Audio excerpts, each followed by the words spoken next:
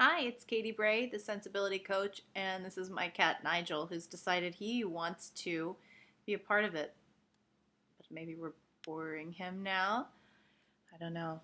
He made his presence known, so I thought I would introduce him. What I wanted to talk to you today about is building habits or creating habits. It seems like there's a lot of conversation about how to be balanced, and I think personally that balance is a myth.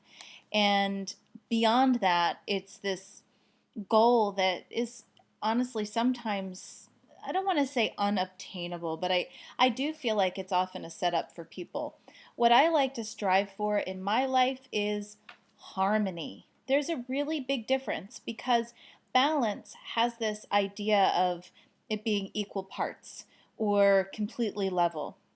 And I don't know about you, but in my life, there are days where I just have to give 150%. And often the next day I don't have as much to give, but giving 150% isn't isn't balance, right? But sometimes it's necessary.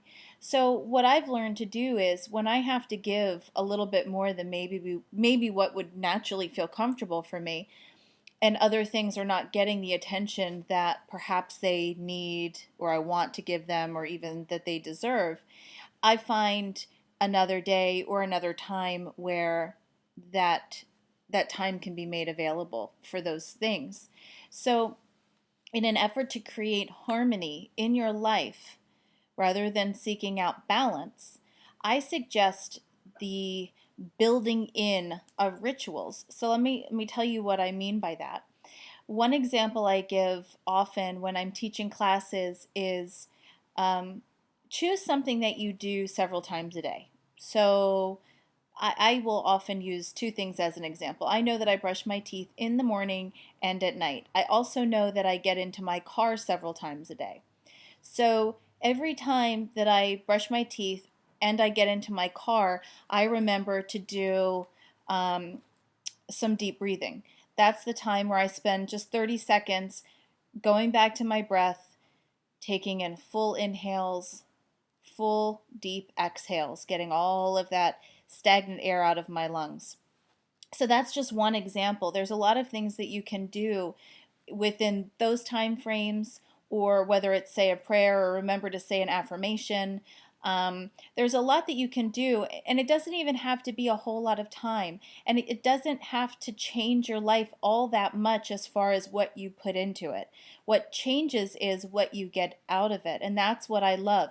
You start to build what would be considered like an escrow kind of account within your own energy system and within your own field. Things do start to build, and then you have something to draw from when you need it. And you do start to feel the difference. So rather than saying, I'm going to wake up tomorrow morning at 5 o'clock and I'm going to start meditating for 30 minutes and, creating these scenarios that maybe they are your ultimate goal or maybe they are your ideal scenario, but they are sort of at the same time a setup for failure because that's like going from A to W. Sometimes we set ourselves up for failure when we think that we just need to wake up the next morning and be this completely different person with all of these different habits. I find that that's a way that we will often feed the shame body that many of us feel, or the I'm not good enough, or I did it again, or all of that stuff that sometimes we can fall into in this human experience. So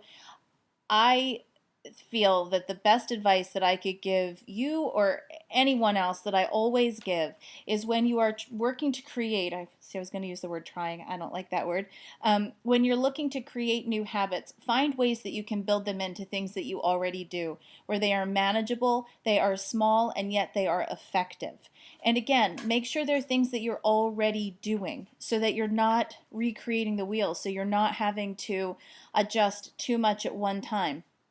Building more off of that comes a lot easier and feels a lot more natural down the road, but get yourself set up to start to feel the difference first in a way that doesn't feel threatening and that doesn't feel like you have to completely regroup or change your life in one night. It's easy to want to do that, but changes like that are often not sustaining, and we've all learned that time and time again in a variety of different ways. So rather than making yourself wrong, understanding that that's often the case for most people, and start working with what you have.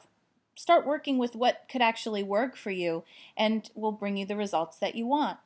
So that is one of my favorite tips on creating new habits. I'm Katy Bray, the Sensibility Coach, and I've mentioned in previous videos I have a new website coming out. You can visit my old website, which is still up right now. It's sensibilitycoach.com. It has lots of great information. What I'm excited about with this new site is I will be having new products and an incredible giveaway, which is a list of the 5 things that I did to lose 110 pounds and have kept it off that you can start doing right away. It's not just for weight, it's for all healthy behaviors. So if there's anything that you engage in that feels destructive for you, this is a really great list for you to download when it's available that will help you with that. And I will be sure to let you know when it's available. So until then, keep track. I will keep posting videos. I hope you find them helpful. I know they've changed my life, and that's why I love sharing the information that I have. My name is Katy Bray, and I'm the Sensibility Coach. Until next time.